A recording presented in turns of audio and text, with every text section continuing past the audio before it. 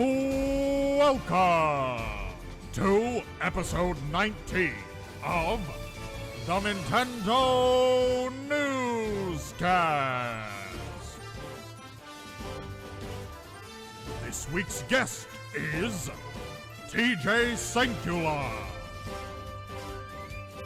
Introducing your host, Amiibo Jason.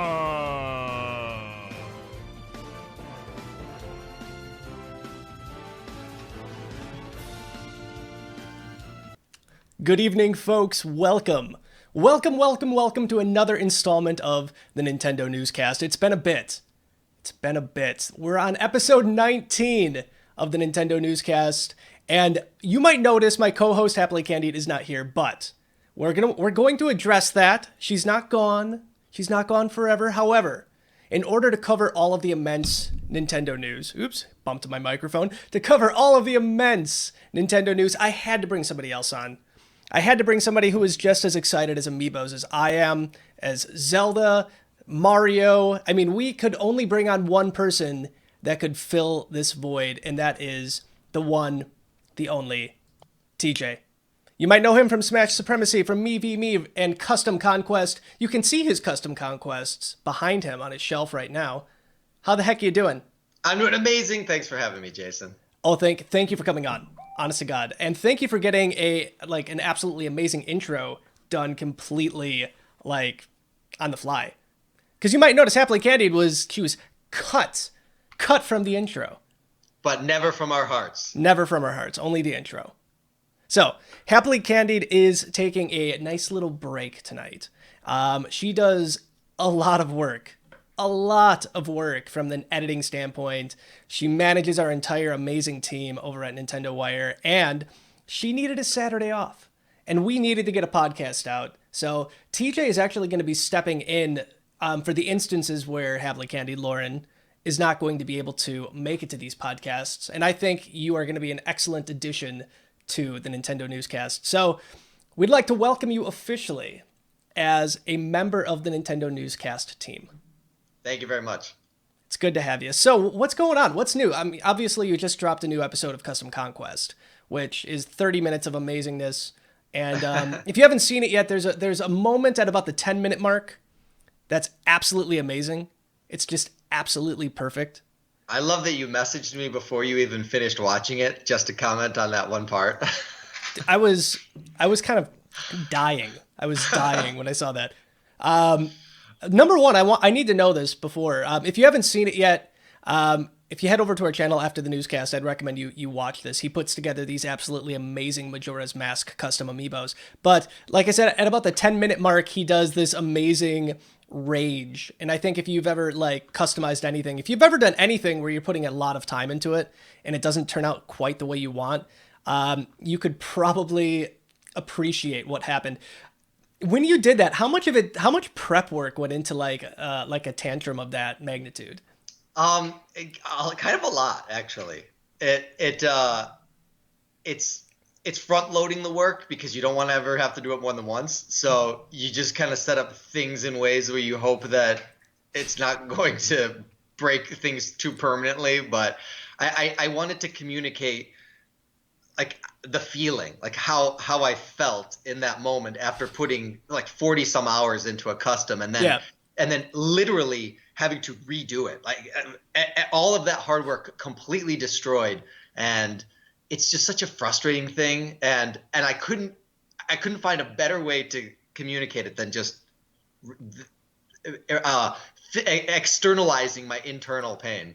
I think I can appreciate that. Not on that level because I am not artistic in that respect. But I have done things in the past, especially projects on NintendoWire.com when we were working on our database where things just did not go right. I realized I made one mistake that was going to cost me about probably 10 hours of work, and it's never a fun feeling. But I think when we posted that, because we posted something about that on Twitter, and people thought it was real at first. A lot of people do. A lot of people do. I'm kind of surprised because what I think the dead giveaway is that I obviously set it up was that it's a 2-camera setup. And And then that would mean that I had a 3-camera setup, because how could I have one camera? Well, I guess I could, but why would I have one camera on my work, which I'm shooting live as I'm doing the customizing, and then another camera on one side of me and another camera behind me? That would be an excessive amount of footage of things that wouldn't be particularly useful for the overall final episode. So I thought that was kind of establishing that this is a dramatization.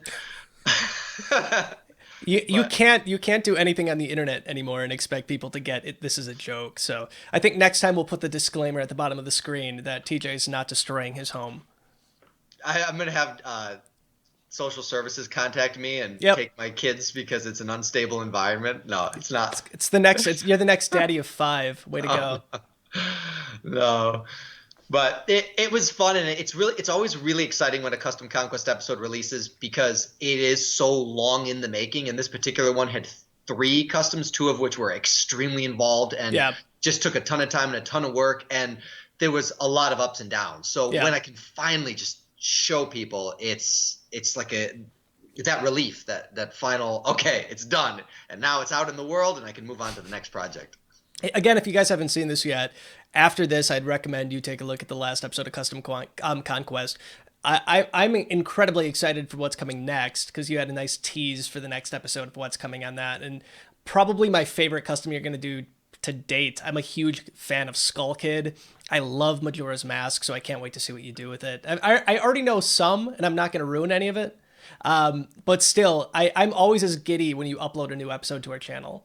I don't get preferential treatment. I don't get to see these things before anybody else. So, yeah, there was a time when I would kind of give you a little bit of a heads up. Hey, in maybe 2 or 3 days there'll be a new Custom Conquest dropping. But now they're so far apart that I just upload it. And I don't blame you. I'm not that special anymore. I get it. I totally get it. But speaking of amiibo, I think it's time we get into our amiibo news here. It's been a while since we've done an amiibo newscast. I was debating tonight making this a full-fledged amiibo newscast. I wanted to, but there's still so much Nintendo stuff to cover, because we haven't done a newscast until since before the Switch launched, and now we have it. It's here, and we've had it for a while. So that's how long we've been gone. So to make it just about amiibo, it didn't seem right. However, there's a lot of stuff I feel like we need to cover on the amiibo front. You were nice enough to come on to like a mini broadcast that we did the night that they announced Cloud, Corrin, and Bayonetta. But I think there's a lot more to cover since then. We know there's retail exclusives. We know all of them at this point. We know where they're going, when they're coming out, and we know that most of them that have gone up already have sold out, which is a huge disappointment, I know, for a lot of people. But we have Cloud, we have Corrin, we have Bayonetta, we have 3 new links coming out. We have the squids. We have the Inklings and the new Squid amiibo. I know you're excited the most for the Zelda amiibo. I don't even have to ask. However, I really want to touch base on Cloud, Corrin, and Bayonetta. At the Nintendo Direct, nobody expected, at least I didn't, and a lot of other people. And your dog, I know your dog didn't expect it either. My dogs are chiming in. They're much bigger Smash fans than Legend of Zelda fans, so they... Come here. There you go. So we had Cloud, Corrin, Bayonetta announced out of the blue in the middle of this.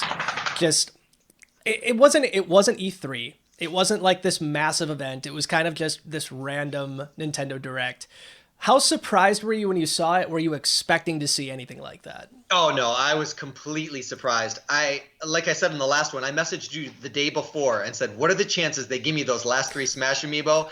And you're like, not happening. And I'm like, well, what about the Zelda amiibo? And you're like, I don't think so. And not only did they delay, and I don't blame you. I didn't think they I have a terrible track record. I was just putting it out there kind of to express my own desire for something that I wasn't expecting, that I didn't think would happen, because how many good opportunities did they have before that where they didn't? Yeah. And there seemed no connection to Smash whatsoever. So you figure they're waiting for something big, and nothing big happens. Maybe they're going to do some kind of Smash announcement at E3, and this is a little bit of a prep into that. That seems pretty likely, but it's largely out of the blue. And not only did they give us those 3 Zelda, which we had a lot of a heads up on from various leaks and then from Breath of the Wild and data miners and all that stuff, but those this Player 2, My mind is reeling about the Player 2 because Player 2 blows my mind too. It makes perfect sense, but I wasn't expecting it.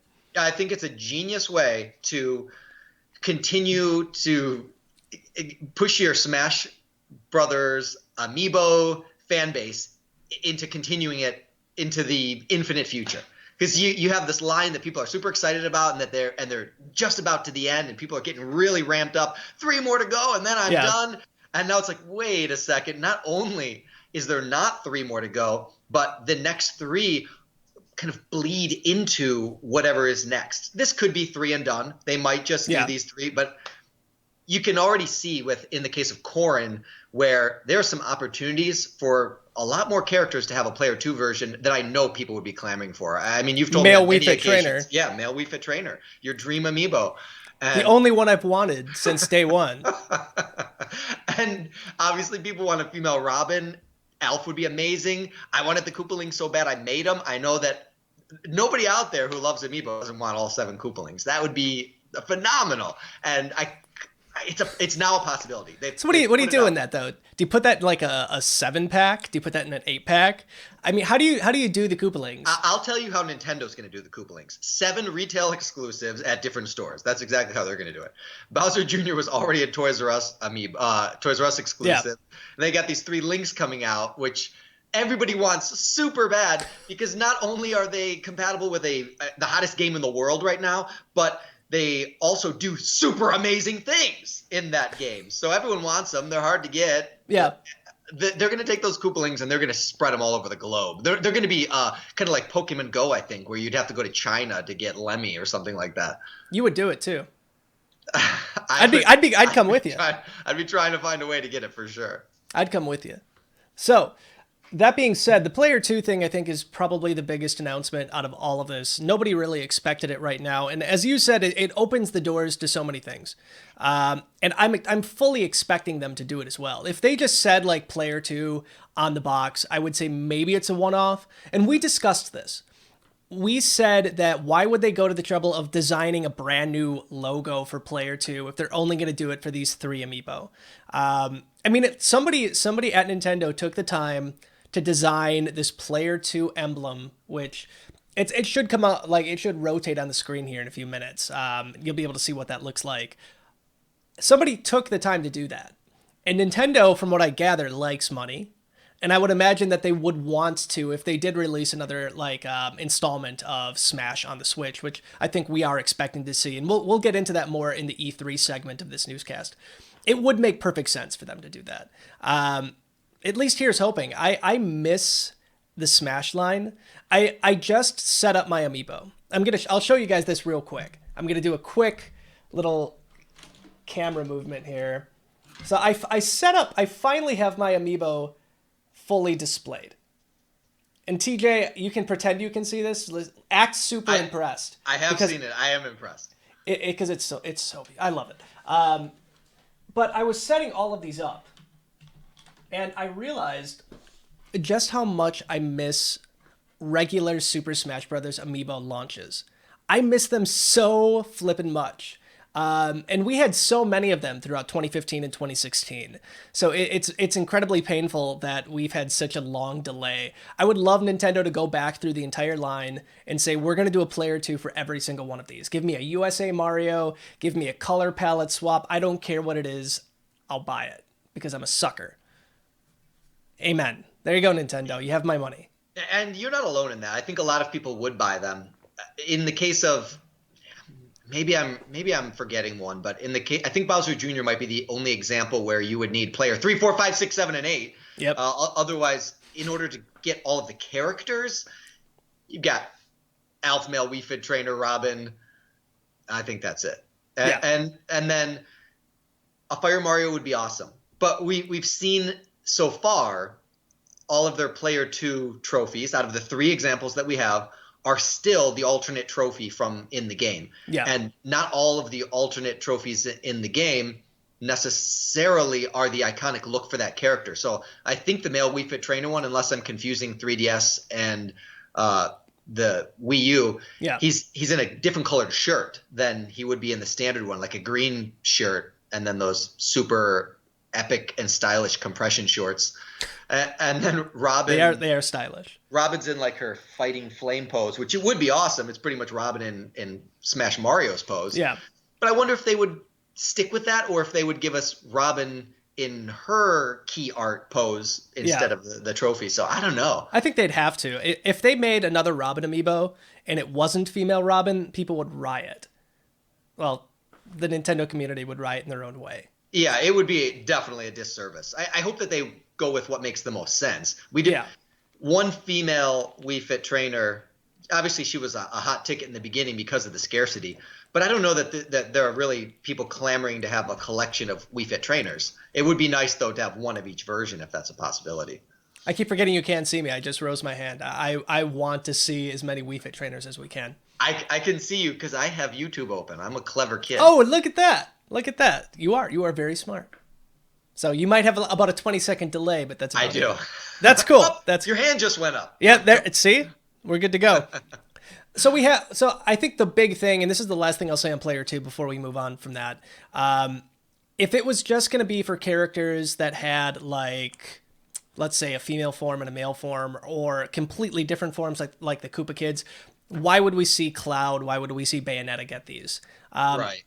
Unless, they're just saying, we're sorry we kept you waiting. Here is a nice little, surprise for you for making you wait over a year for these.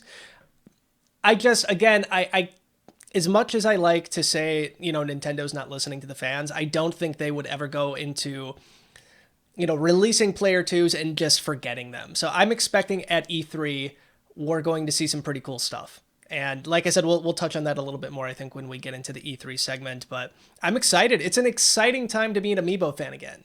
Absolutely. And especially for this next topic, which is the Legend of Zelda Amiibo. And I'm going to let you touch on this first, because I know you're incredibly excited about these, to the point where you're customizing them before they're even out. And I don't blame you. But I want your opinion on this. We know they're coming. And we know that the two retailers that have put them up so far, that's GameStop, and Best Buy, have sold out within about 2 to 3 hours of putting them up. How do you feel about Nintendo capping them like this? I'm hoping that we're going to see a situation where if you go into a store, you're going to be able to, get these Amiibo readily available. But the fact that we have Bayonetta Player 2 still available on BestBuy.com, like days after it went up for pre-order, makes me think that Best Buy's stock of Majora's Mask Link is small, like incredibly small, at least in comparison to Bayonetta. So I'm curious to see your opinion on that and the scarcity. And I'm getting a 2015 vibe on this again. Just this vibe of Amiibo equals like I have to get in line at 5 a.m. the day before. So I'm curious to see your opinion on that. Well, both of us, and I'm sure most of the people listening, have some experiences with this type of situation in the past. And my initial thought was, I actually think the reason why Majora's Mask sells out faster than Bayonetta is because it's current. Bayonetta is a popular character, but she has not had the time to establish the fan base that Link has. So Link already has far more people contending for his amiibo, and the compatibility with that particular amiibo is probably the best of every amiibo in the entire game, with the possible exception of Twilight Princess and Wolf Link. But with Twilight Princess, if you already have a Smash Link, you can already do what he can do. So those two things aside, who doesn't want to unlock what the Majora's Mask amiibo unlocks? So people want this bad, and they want to use it in a game right now. Some people want it so bad they can data mine the game and circumvent the amiibo to unlock it. So I think that's a lot of it. But to some of the other things that you mentioned, I had flashbacks to Bowser Jr., which was a Toys R Us exclusive, and I knew before he even came out I wanted 8 of him. And I'm not a scalper. I don't sell these things. I want them for my own artistic purposes. But at the same time, if I go to Toys R Us and there's a line behind the wrapped around the building, I know I'm only going to get one. They're only going to let me buy one, and they should only let me buy one because you want to be able to satisfy as many customers as you can. Now, what I would do under ordinary circumstances with a rare amiibo, like let's talk about the last wave of 30th anniversary Legend of Zelda, I knew I wanted a lot of Ocarina of Time, and I had no idea what the demand was going to be like. So I pre-ordered some, and then I drove from store to store to store, and I bought about a dozen of them. There was nobody there. I was leaving the store with still like 20 in stock at every store I left. So it wasn't like people were beating down the doors. At two of the Targets I went to, I even had to tell the Target employees that they had released, and they had to go in the back and find them to bring them out. So nobody was clamoring to get these. And at that time, there was no unique or specific functionality. You could use that Ocarina of Time link, you could use that Wind Waker link and put them into Smash Brothers and use them exactly the same way as you have your other two links that you already own. Now, Breath of the Wild was the first game to introduce unique functionality, and all of a sudden there's this demand. So after Breath of the Wild comes out, the very next day, I could have walked into my Toys R Us and bought 10 of them the day before Breath of the Wild released. The day after, gone. Totally gone. So I don't think there's any way to downplay the impact that Breath of the Wild has on these Legend of Zelda amiibo, and that's why they're flying off the shelves. And I think it's got people in panic mode, where they're like, okay, we don't know what this stock is going to be like. We don't know if we're going to be able to get them. All we know is that any Legend of Zelda amiibo is not out there. We can't find it. Whatever it is, it's not out there. And so I do think that this might be a case where you're going to have to wait in line. You're going to have to get up early. You're going to have to go out there. I don't know how I'm going to get 10 of them for customizing. But you can import. I think that's even right now. You can't really import any of the Zelda amiibo. They're gone everywhere. And I think we should preface something real quick. Well, not really preface anymore. But he's buying 10 or 15 of these things not to scalp them, folks. He's buying 10 or 15 to customize. So keep that in mind before you take out the pitchforks, because I can already feel it. And I'll also say this: I refuse to take amiibo away from people. So if I go into a store and I see like 10 of these things sitting on the shelf, I'm not going to buy out all 10. If there are other people who are contending for these amiibo, I'm going to make sure that other people get theirs before I walk out with extras. I'm extremely sensitive and conscientious to the fact that these are, in some cases, hard to find. People see in Custom Conquest that I have a lot of Smash links, a lot of Ocarina of Time links, a lot of Toon links. I bought these when retailers couldn't get them off the shelves. A lot of these I got for sale prices because they couldn't give them away. And there wasn't a really compelling reason to buy them at that time. Everyone who wanted them already bought it. So none of them were not at some point very common. And that happens to be when I picked them up. So I'm not like stealing all these super rares. Oh, good. I was concerned. I wasn't concerned. I am sensitive to your guys' plight because it's hard to find them. There's some that it took me months to find. But you know what? On this subject, the only amiibo that I could never find in the store, and I did actually pay scalper prices for, was Meta Knight. And Meta Knight, I've never seen in the wild. I've never seen in the store. He was a Best Buy exclusive. Yeah. So Dark Pit, he was also a Best Buy exclusive. I imported him. So the only two amiibo that I couldn't buy from a store happened to have been the two Best Buy exclusives, and this is a foreboding sign for Majora's Mask Link to me. I'm hoping that they figured it out, and I'm hoping that they flood the market with these things, but I don't know. My recommendation to people would be to be cautious and do what you got to do to make your plans, get there early. Maybe pre-orders will go back up again. That wouldn't be unheard of. We still got a month till they come out, so go for it. I am going to say, and this is my last thing on the scarcity, bring back the good old days. I miss them. And as much as I know that might suck to hear, I miss waiting in line with like-minded people. It was one of the saddest experiences I've ever had. It was a big amiibo release day, and I walked into Toys R Us. There was nobody else there. They had a table set up. I picked them up. I walked to the register. Nobody. It was a ghost town. So I'm kind of excited because when the NES Classic Edition came out, there was a big line of Nintendo fans and a couple scalpers, but mostly Nintendo fans. And we had a nice conversation about Nintendo and our love of Nintendo. And it pretty much happened the hour until the store opened. It's kind of a fun thing. It's like a camaraderie. And I think the one thing, and Happily Candied and I talk about this a lot, the one thing that can kill like a community and can kill like a hot item like amiibo is just commonplace. So I feel like, and I've said this since day one, Nintendo should look at like possibly doing like variants for amiibos. You know, for things like these new like Majora's Mask amiibos and Zelda amiibos. I'm not saying let's like kill the stock so people can't get them, but maybe come up with like a variant of the Majora's Mask one. Maybe like a gold variant like we had with Gold Mario.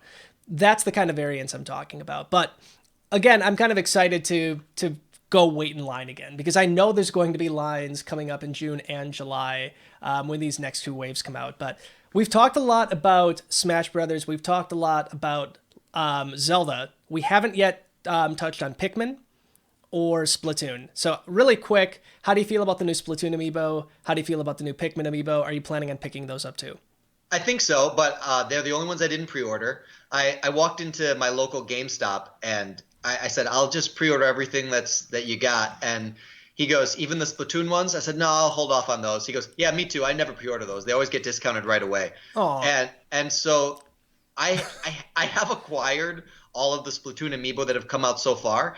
But he's right. I think I've paid half price for all of them. Yeah. And because I'm not a very big Splatoon player. I'm very bad at it. My daughter and my wife love it, and they're very good. But there's not a whole lot of draw for the amiibo. They don't have the same kind of functionality to really draw my interest in the same way that Smash Brothers and some of the Legend of Zelda games have, even Mario Maker. Yeah. So I don't have that strong need for them. If I see them, if the price is right, I'll pick them up. But I think they look great. They look great. Has Callie and Marie gone down in price? I've yet to see, which I love Callie and Marie. These are the only like two amiibo that I actually have like right in front of me on my desk that aren't on a shelf. Have these gone down in price? Have you seen these like discounted? Now they're impossible to find. But see, there you go. When I went into Target, they were half price. Were they really? There was this weird week where Target discounted the 3-pack and Callie and Marie to 50% off. So I was like, okay, take it for 50% off. I want those. What about Pikmin? So the Pikmin one, I think actually if we just talk for about 5 more seconds should come up on the screen. And that'd be a nice coincidence. But the Pikmin amiibo, number one, I love Pikmin. I absolutely love Pikmin. After seeing a lot of the coverage on the new Pikmin game for the 3DS, I'm a little less enthusiastic about this game for 3DS. Especially knowing that it's coming from the publisher of Yoshi's New Island, which I absolutely hated.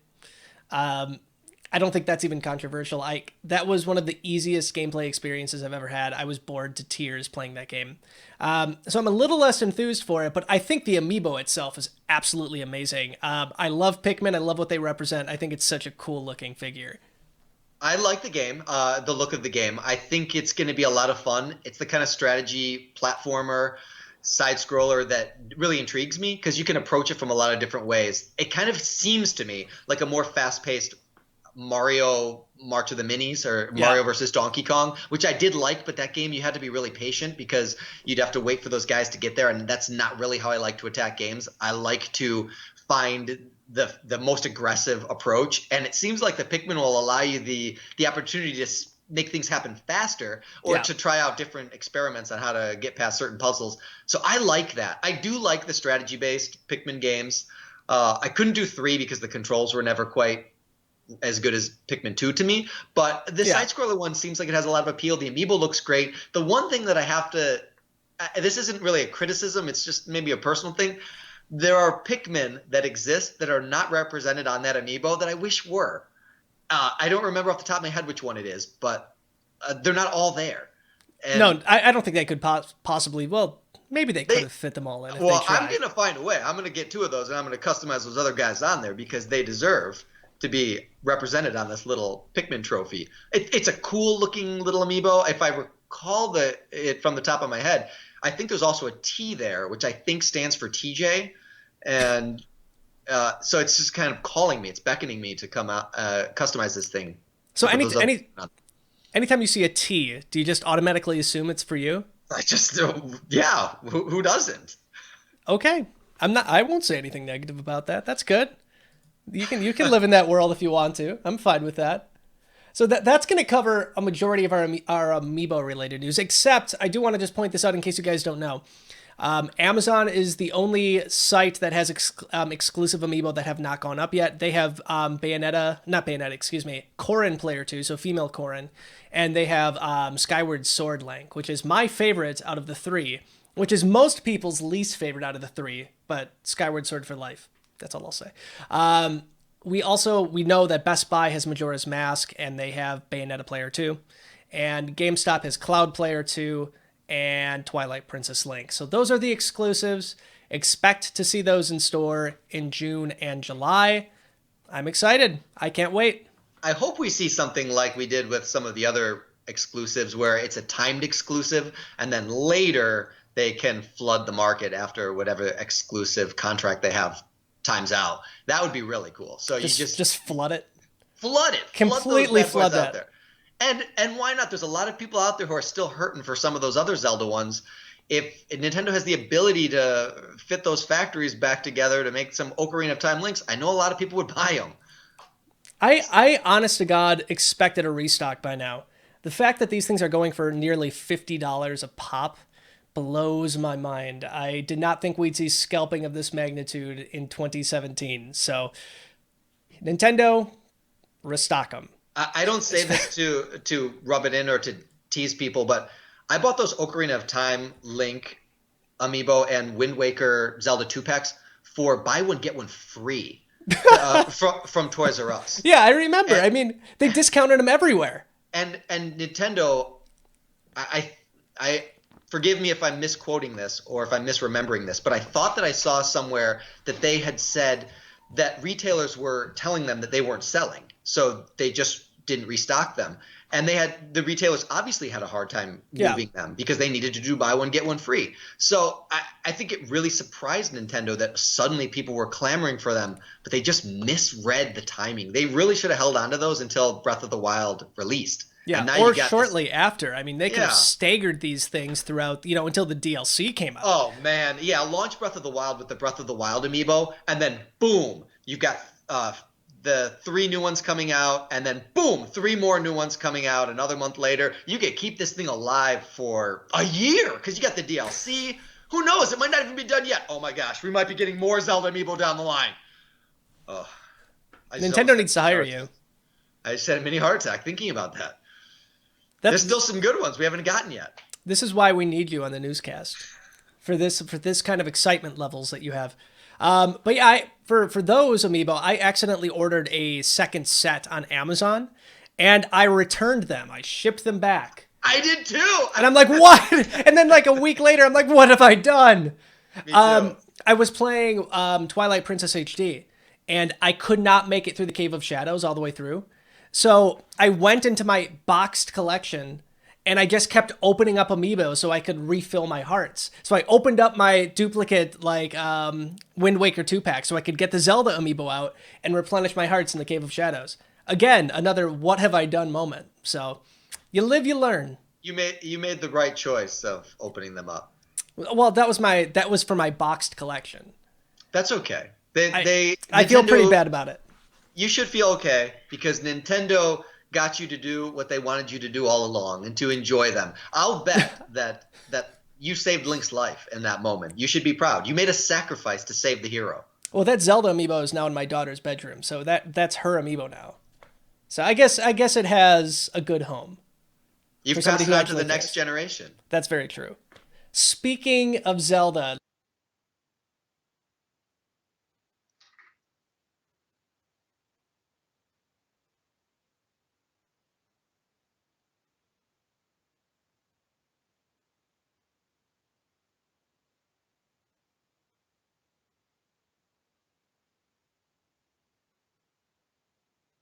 That was me.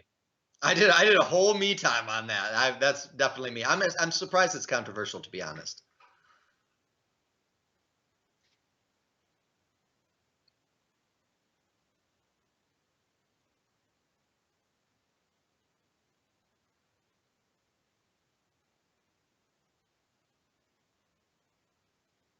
line to okay, hi. There we go. I wonder how long it was muted for.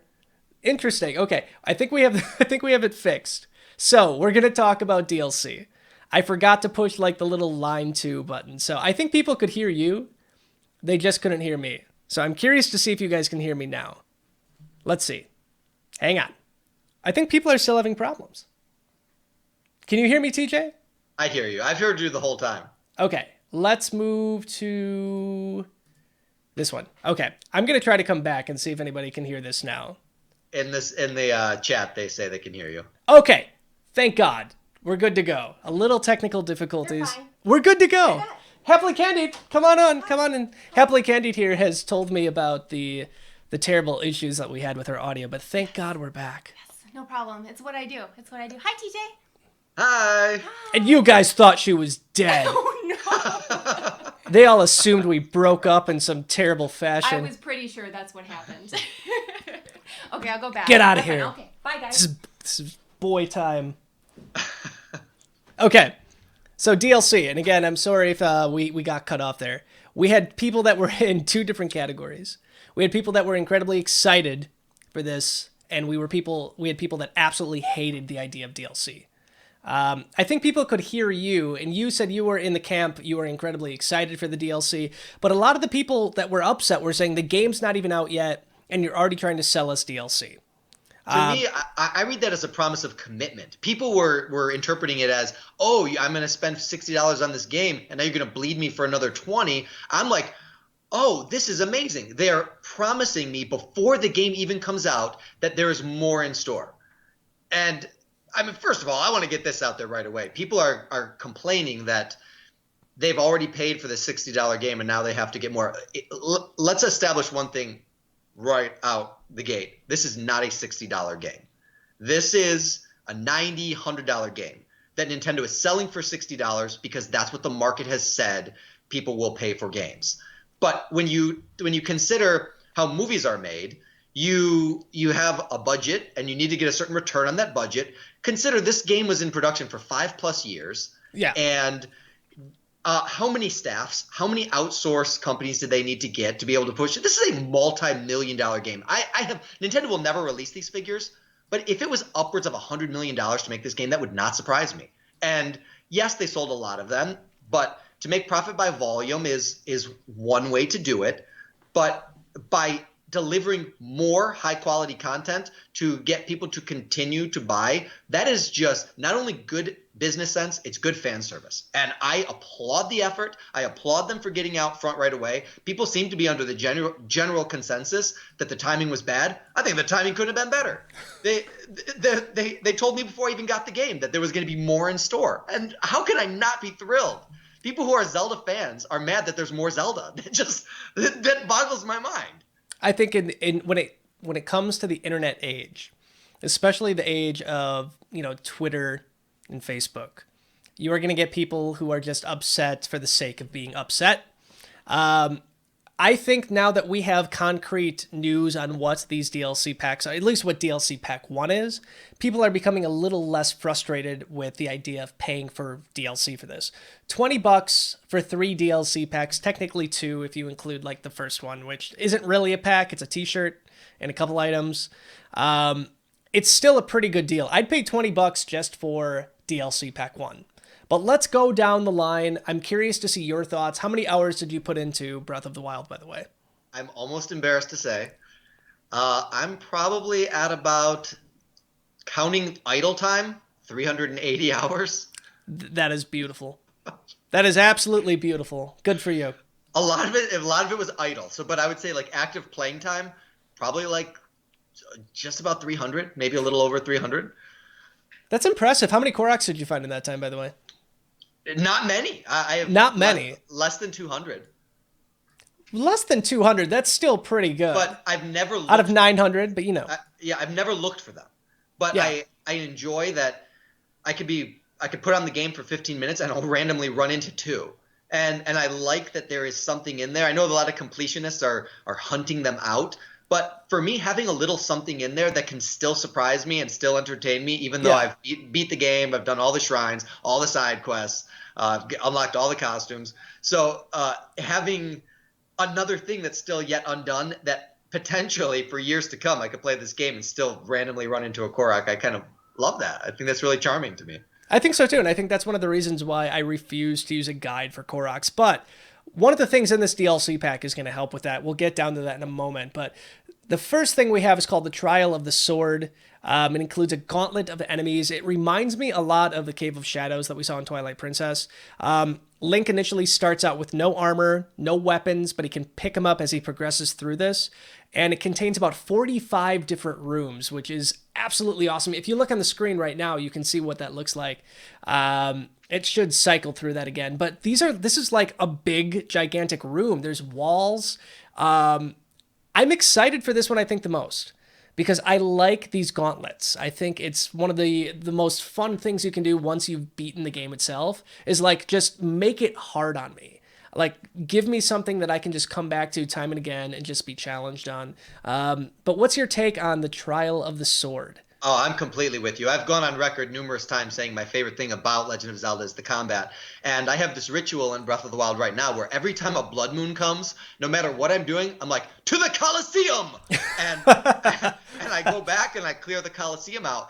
And it was kind of a little game that I invented for myself because I really love becoming the champion of the arena, even though there's no in-game reward for it, there's no acknowledgement. But for me, that's fun. It seems like this is kind of a regimented version of that that's on steroids, where you can do it for 40 some odd floors, and you have to do it with no gear, right? You start off naked, and then you have totally to nothing. Oh man, I love it. It has TJ style challenge written all over it. I love it, and I cannot wait to do it.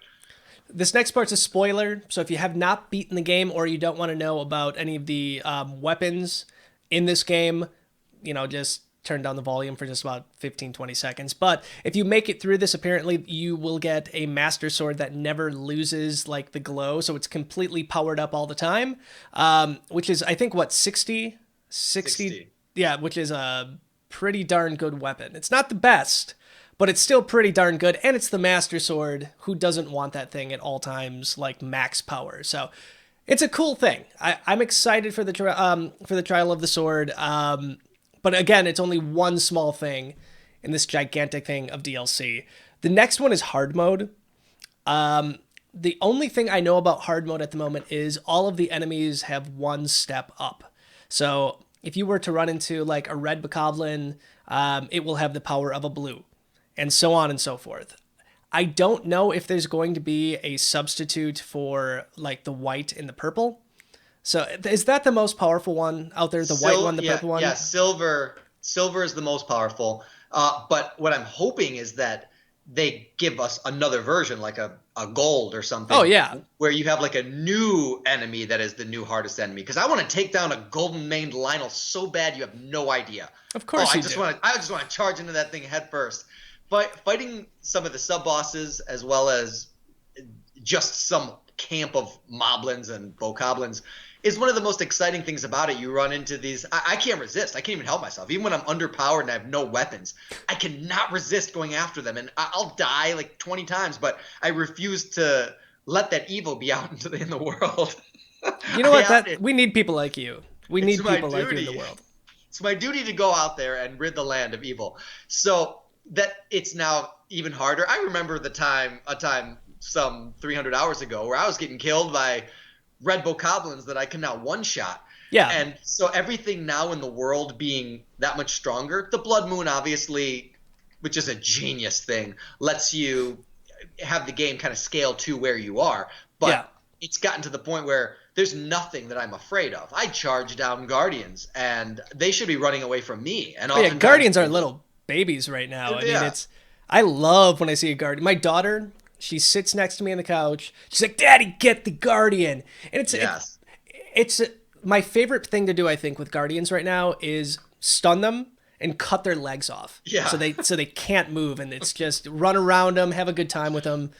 I love Guardians. The last time that I was on this podcast or this cast with you, I talked about my first day playing, how I killed a Guardian, and it took me like an hour and a half because I had nothing. I had a bow that did like 3 damage, and I kept scanning amiibo to get more arrows, and it was a harrowing adventure. So to go from that to being able like, "What's up, son? Get some!" and just charging them down and chopping off their limbs and being a hunter of Guardians, it's for the game to be able to provide that growth dynamic is unlike anything I've ever experienced in a game. There was a time when I really thought Hyrule Warriors was going to be better than Breath of the Wild, and that Nintendo was able to prove me so wrong and impress me so much. I still can't believe. I have Lionels that see me coming, and when their question mark gets to the top, they turn around and run the other way, and I don't blame them because they see in my eye.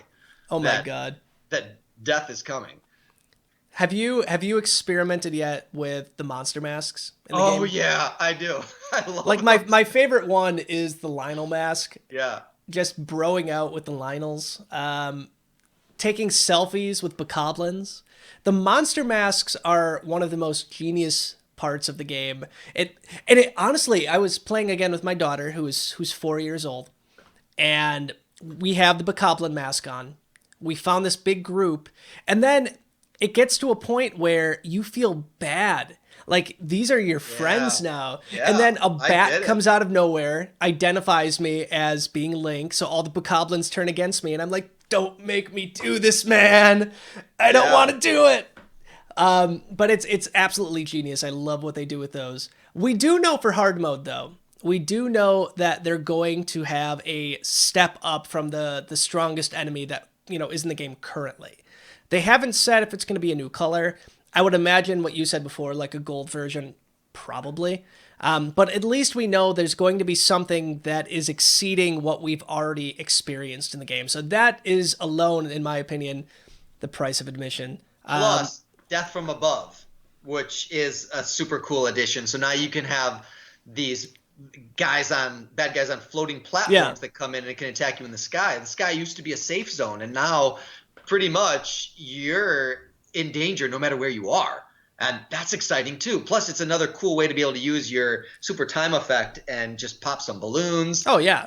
I can't wait to do it. It's given me so much reason to want to come back. And it was also one of the reasons why I felt like it was okay for me to beat the game, because I knew that there was something I could come back to. Otherwise, I might have held off on fighting Ganon for another 100 hours or so just because I didn't want it to end. I loved it so much, and I had so much fun with it, and there was so much to do, and the world was so vast, and there was so much I still haven't seen in this world. Even having done all the side quests and the shrines, there's still so much untapped wilderness that there's still more coming, not just with this pack, but also the one that comes out later on. Oh, and speaking of that, I never thought of it as 2 packs or 3 packs that they forced you to pay $20 for. People are like, well, I want the second one, I don't want the first one. I've always thought of it as 1 pack released in 3 separate increments, because that's how Nintendo is selling it. Because you can't buy these piecemeal, it's not 3 packs. It's not like they're forcing you to buy pack 2. It's that there is 1 pack, but they're giving it to you in the increments that they complete it. They can give you the Switch t-shirt day 1 because it's no big deal. Yeah. They can complete the Trial of the Sword faster than they can add whatever story elements they are. So I don't think people would have been happier if Nintendo said, okay, come December, we're going to have this full pack done and you can play all this stuff.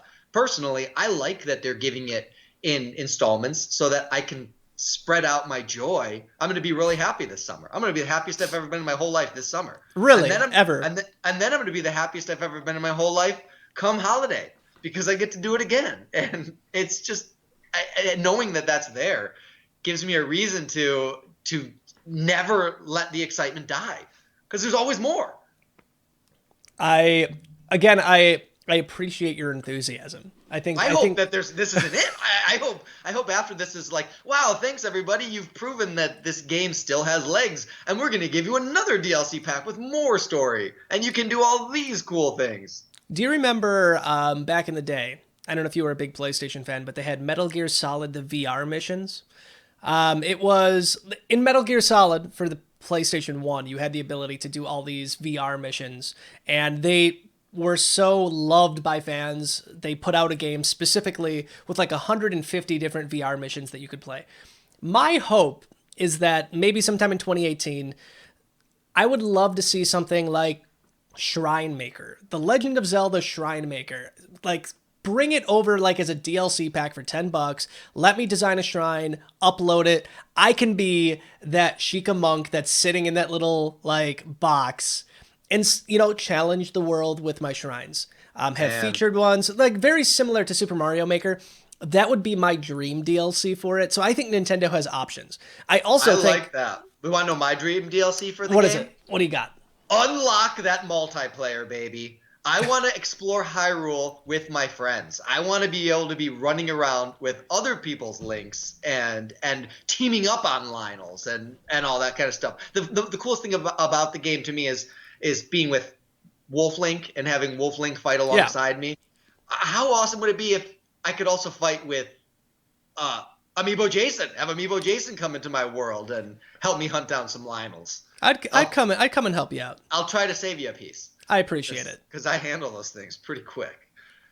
I think, again, you mentioned this earlier in the newscast that Nintendo probably invested an amount that we can't even guess at this point. My thought is they're not going to let this amazing engine go with just one DLC thing. I'm expecting to see more throughout 2018. I wouldn't be surprised if they announce a spin-off, like a full-fledged game, in the next 2 years that uses the exact same engine. The engine is perfect to begin with. So why fix what's not broken? But speaking of DLC, we also have Heroes Path Mode.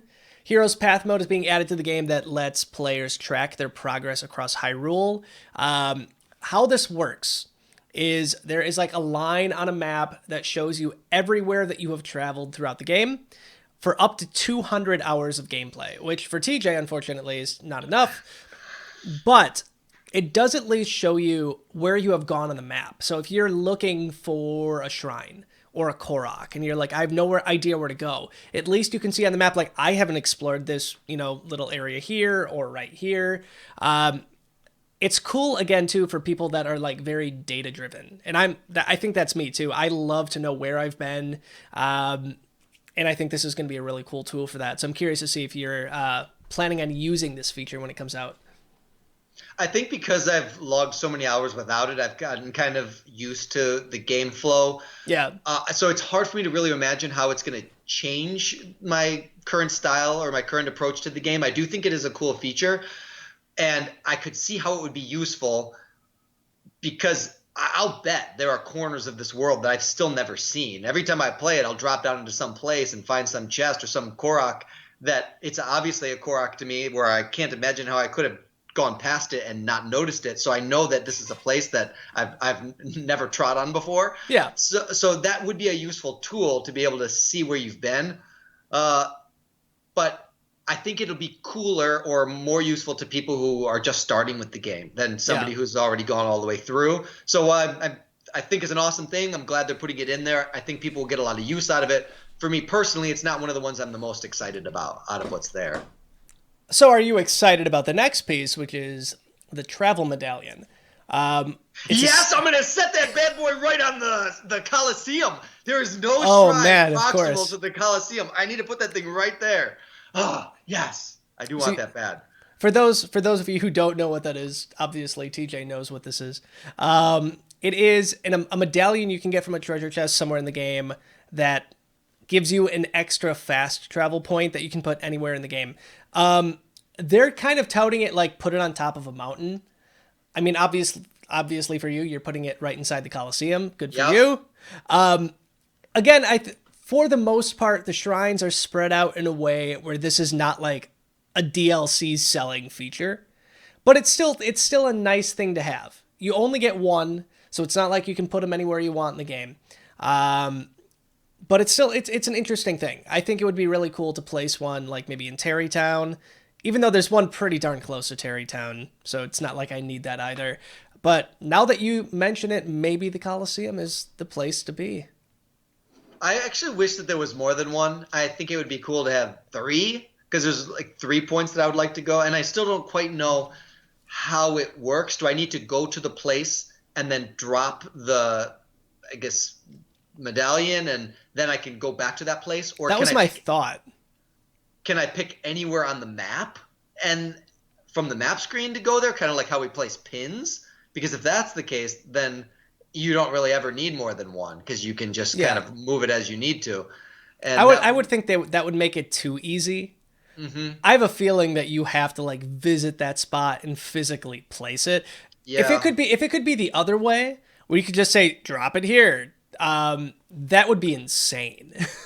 I think it would be awesome. I mean, it would eliminate any kind of like difficulty getting to places, but I think Nintendo would want to eliminate that. Like, you don't want to not make the game challenging. Even when you're getting to the point where you're totally maxed on stamina and hearts, it's sometimes very hard to get like to the top of a mountain, or a specific place on the map. So I don't think Nintendo's going to take that away, but you never know. Yeah, I don't know. Maybe they're considering that as a DLC thing, it's an optional component, not something. But that could break the game. So yeah, my instinct is that you have to go to the spot and then you can drop it, which makes it only useful if you have a place that you frequent that you wish that you had a closer access point to. Like in my case, the Coliseum, where I go every time there's a blood moon. But I would like a couple more. Because even though there's a shrine close to my house, I'd like to drop right in front of my doorstep. They would save me, I don't know, 45 seconds, but it would still be nice to be able to do that. Or I wish I could have turned my house into a fast travel point just by virtue of it being my house. That makes sense. That makes the most sense. But I guess not. But yeah, it's going to be cool. It's going to add another fun way to be able to get around in this world, which is already really fun to travel in. And the whole game, the success of the game hinged on travel being fun and exploration being fun. And it is fun to move around Link and to run around and do all these different things, and everything's interesting to look at. So having some way to get there quicker is not necessarily a bad thing. I agree. Finally, we have one more piece in this, and that is the costumes. I'm going to put all of these up on the screen as big as I can so you guys can get a good idea of what we're talking about. Number one, and this is the one that we know the most about, this is the Korok mask. Let's see if I can make this any bigger. There it goes. All right, so the Korok mask. The Korok masks will give like an audible tone. No, it shakes. So it shakes when you're near a Korok. And it's totes cute. Can I say that? Toad's cute. It's totes cute. So again, if you are the kind of person who doesn't want to use a strategy guide for the Koroks, this is a good option for you. I like any kind of costume pieces in general. I collect as much as I possibly can. I have scanned more amiibo into this game than I've scanned into any game ever. And I think you could probably say the same thing. Oh, I've scanned. Oh, gosh. I cannot even begin to tell you how many scans. And because I bought so many for customs, there have been times I've sat down and scanned 100 amiibo in one sitting. I actually think I might hold the world record for most amiibo scanned into Breath of the Wild. I have a hard time thinking how somebody could have scanned more. It's super fun. It's an awesome way for real TJ to influence the game. But the Korok mask, I think, is a stroke of genius. You have this really hard to find seek quest in this game with nothing to point you in the direction of where they are. And by giving you some optional resource to be able to make it a little bit easier and in a fun and, as you said, totes cute way. There you go. There's nothing bad about that. That is all awesome. Bring it on. So that is the Korok mask. Next, I was going to save this one for last, but I just can't wait. The Majora's Mask. Yes! I cannot believe it's a thing. I can't believe it's a thing. It's awesome. I expected to see this as a costume item for the Majora's Mask amiibo, and I'm surprised it's not. I am the most intrigued by this one, because if you've played Majora's Mask or you know anything about Zelda lore, and I'm guessing most of you watching this, being Nintendo fans, get what this is. It's a mask of pure evil. When you put this thing on, good things typically do not happen to you. Unless you want to be an evil man. And maybe that's what this is. If this could give me the option to pull down the blood moon, which would be, I think, insane. Oh my gosh! You can summon the blood moon at will! Oh, I'm gonna live in the Coliseum. I'm gonna uproot my house and move to the Coliseum if you can control the blood moon. That is not a bad idea. You know how awesome that would be if you're right about this? I've been trying to I'm never right, so just keep that in mind. I'm never right. Oh, there's still time, Nintendo. Get that in there. Because Majora's Mask connection to the moon and the moon's connection to this game is too perfect There has to be something there, and that would be mind-blowing. You could actually summon the Blood Moon at will. Oh gosh, I want it so bad. Again, this is the reason why we have you on the cast. You bring that spark of positivity and excitement that we so desperately need. Oh, but this is gonna turn around into like bitter disappointment if there's not something like this. It's going to be something where you put it on and he does like a little dance and that's it. He does like his version of Hestu's dance in the Majora's Mask. Yep, that's it. Well, that would be nice, but the moon would be so awesome. They have to do something with it. I mean, I don't think this is going to be something where it's purely cosmetic. I'm expecting to see something incredibly cool about this mask. I don't know if it's going to be as amazing as bringing in a blood moon anytime you wanted to. But I'm expecting it to be pretty neat, whatever it is. Are there any masks or hats in the game currently, not counting the amiibo drops, that are purely cosmetic? Like everything you get in the game, it has some spec bonus or buff. I mean, right? the dark Link one gives you speed, but you have to have the entire costume. Most are like that. Yeah, I would imagine that this is going to be something quite interesting. I have no idea what it's going to be yet. We don't have that much longer to wait, though. It's coming out relatively soon. Well, summer. We don't have a date. A date would have been great to announce, but yeah, I have a feeling it's going to be post E3, but it would be really, really lovely if we can dig into this like at the beginning of summer, because then I can ride it all summer long. Well, the fact that this is all concept art right now, too. There's no official images of what this looks like in the game other than the concept art. Makes me feel like it's still a bit. I don't know. No, it looks like it's an in-game image, isn't it? It says final in-game graphics may vary on the bottom. It's definitely concept art. Okay. But I'm excited for it either way. If it turns out it's nothing, I'll still be running around Hyrule wearing this mask pretty much exclusively once it comes out. We have to scare those stable owners somehow. Yeah, I agree. Next, we have the Midna helmet. Let me pull that up on the screen here. So the Midna helmet, again, we have no idea what it does. Except I thought that they said this lets you ride Wolf Link. I was gonna just say that, but they haven't announced that yet, have they? No. TJ is spouting nonsense. So but that would be really funny. So you shrink and you can ride Wolf Link. Maybe that would be ridiculous. I'd buy it. I'd buy it. I'd do it. I already did buy it. I'd wear it. Again, we have no idea what this does. Midna, what kind of powers did she have? She had like teleportation powers. She could go invisible. Her hair is like magic. She could like turn into a hand stuff and fight with it. And she completely weaponizes her hair in Hyrule Warriors. Yeah. So are you thinking maybe that? I'd be surprised, but I think that it would be awesome. Yeah, I have no idea. Maybe it has similar effects to what Dark Link's does, like you can move faster at night, or some kind of Twilight bonus because it's from Twilight Princess. Yeah. I would tend to think it would be something a little bit minor, like maybe just a minor night speed buff or a minor night power buff. But if it was something super awesome or transformative, oh man, that'd be awesome. I know we want the world out of these costumes. What we want is probably beyond what like the programmers could do, in such a short amount of time. Not triggering that blood moon. Come on, triggering that blood moon. Yeah, that's so easy. That's easy. I honestly hope for your sake it happens. Yes. I really do. Do it. And the final piece of armor that we have, or a costume, whatever you want to call it, is the Phantom armor. So we have Phantom helmet, Phantom armor, and Phantom boot. How do you pronounce this word? Is it Greaves? Greaves, yeah. Greaves. You would know this, Mr. Sword Fighter.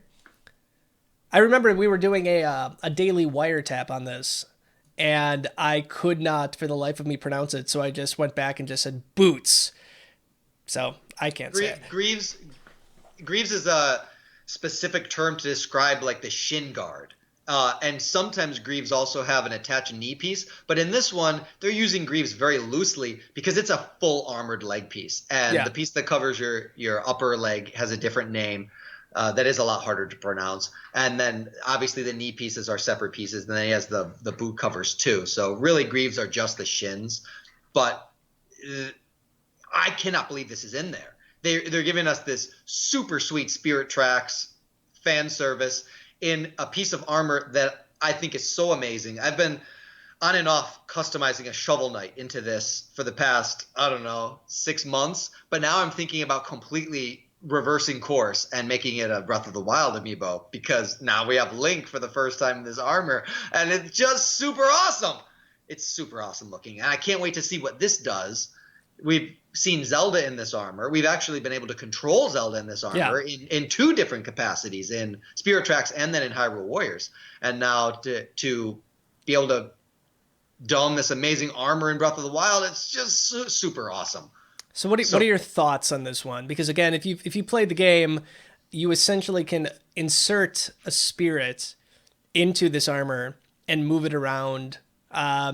Again, I'm not expecting anything crazy like that to happen with this. I think it would be cool if you could have like a dummy. Like you could imagine if you could like have Link go behind a rock, go up to a Lionel, and then throw this armor on and have it battle, and Link is perfectly safe. Like I could imagine something like that happening.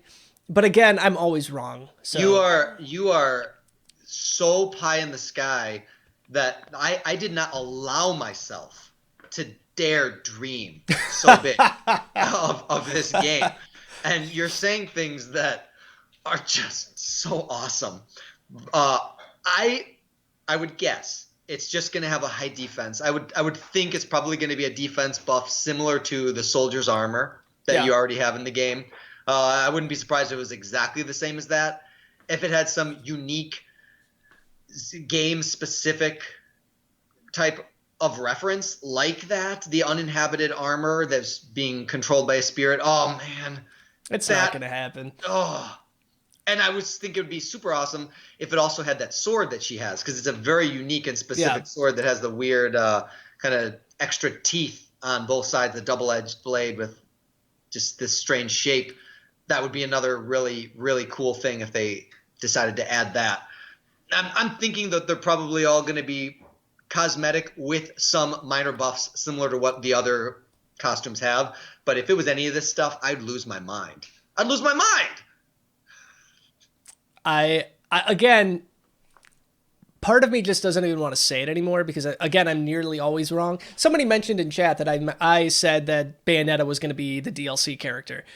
I thought that was a pretty safe guess, though. Really? No way. I thought Bayonetta was safe as heck. Bayonetta is, for me, a shocking addition. Shocking. Like, Love her. So unexpected. Not because I don't think she's cool, but because I think that the character skews a little bit older than Smash. Well, because I know for a fact the character skews older than the Smash Brothers audience, and a lot of the way that the character uses her power in her game are not particularly Smash friendly, but they were extremely faithful. And what they did to get her in there and make it work, I'm downright impressed. And I know that she's well liked, but she's well liked by a pretty small group of people. She has faithful fans, she has devoted fans, but nothing near the following as a lot of the other characters in there, like Cloud. Cloud is a celebrity. Bayonetta is kind of still an underground character. And so for her to be popular enough for them to put in there, I can't believe it. You nailed that. That's the call of the century. Not including Breath of the Wild, Bayonetta 2 is the best game on the Wii U, hands down. In my humble opinion, it is a perfect action game. It was my favorite game by far on the Wii U. A lot of people would agree with you. I played it a little bit. Maybe it's just not my thing. Like, for me, I'd put Hyrule Warriors pretty stinking high. Yeah. Mario Kart, Smash Brothers, even Yoshi's Woolly World, Mario Maker. This system is the king among systems. I love it. Never sell it. Never sell it. It's going to be worth a fortune one day. Right now, the Nintendo Switch it doesn't have its own identity yet. It's still living on the success of the Wii U. It hasn't carved out its own identity. Maybe ARMS will. Yeah. Maybe we'll have to wait till Mario Odyssey for it to really separate itself. But all of the things about the Switch that are amazing are things that were amazing first on the Wii U. And Bayonetta, that really did shock me.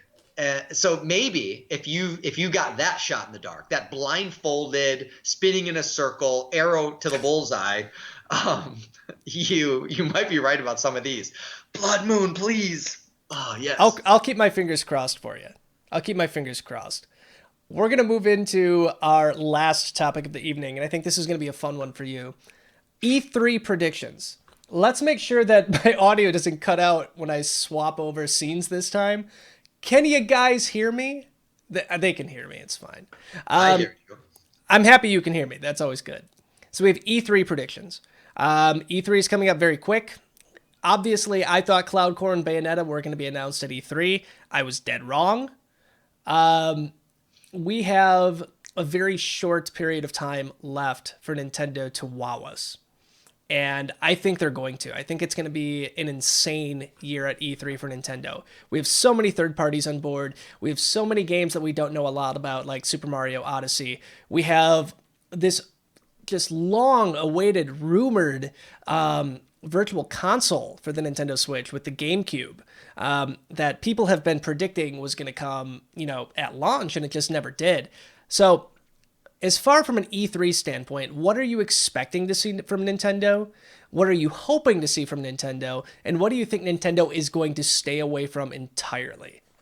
I think that if Nintendo wants to go for the win and they want to be the talk of E3, they need to go with something big. And ARMS isn't going to do it. I'm not saying that ARMS isn't a good game, but we know a lot about it. Yeah. And I don't think people are going to get more excited about it than they already are.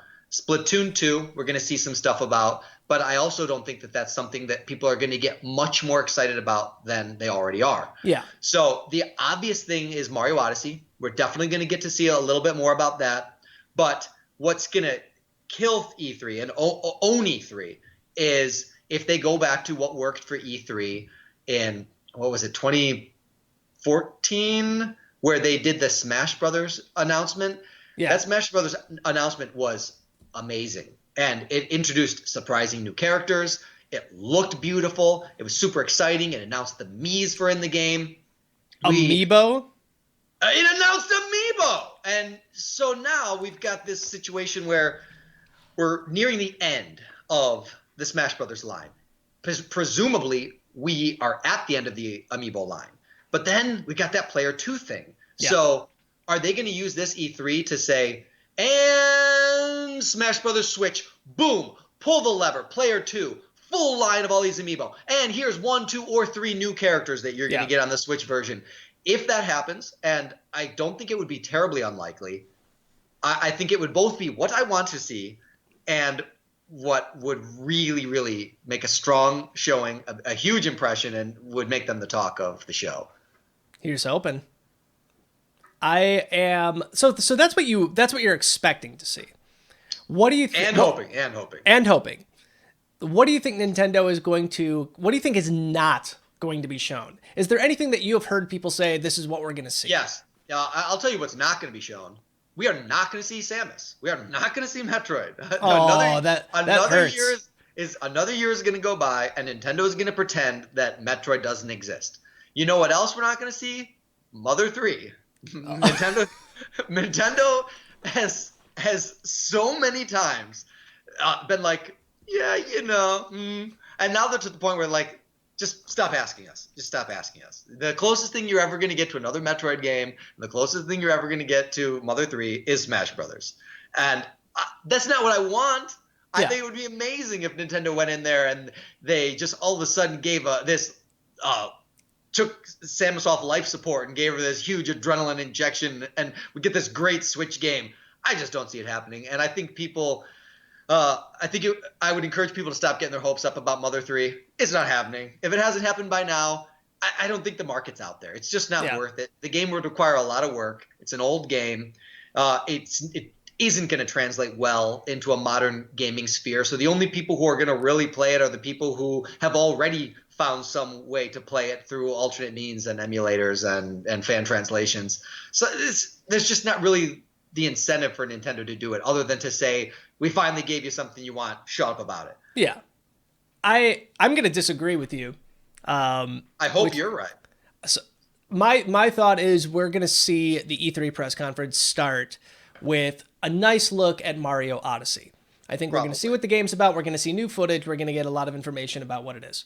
I think we're going to see a limited edition or a special edition, either with an amiibo with his little cartoony hat, or like a statue, something like that. More likely, I would say, than not would be an amiibo.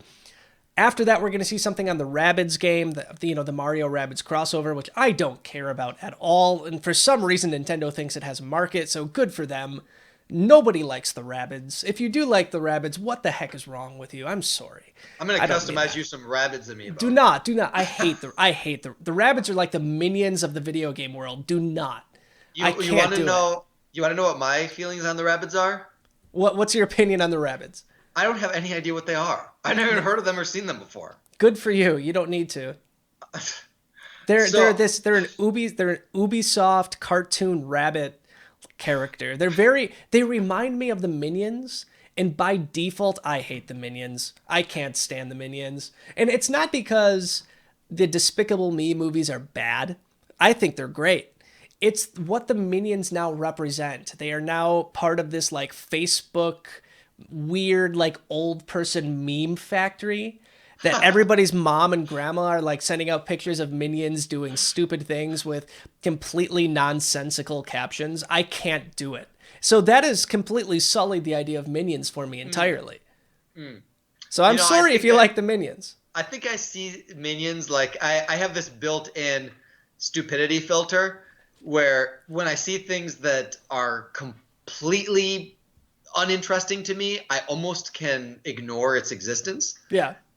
And maybe GIFs from my mom or GIFs from my mom are those those kinds of things. Yeah. I love my mom. She does a lot of good stuff, but if she sends me weird emojis, that's not really my speed.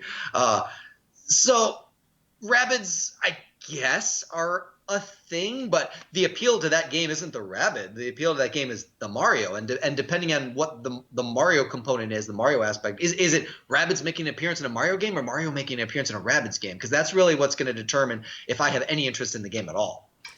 You know, when you have Nintendo, it's like, okay, we need to partner with a third party to make an RPG. Why go Ubisoft? Go to Square Enix, for the love of God. Mario RPG 2, so many different options. So I'll give it a shot. I'll definitely give it a shot. I have a hard time thinking this one's going to win me over, but I'm crossing my fingers. But I'm guessing we're going to see that in like the number 2 spot. After that, I think we're going to see Virtual Console. I think we're going to see N64, Super Nintendo, NES. Those are going to be the highlights. And at the end of it, they're going to show GameCube.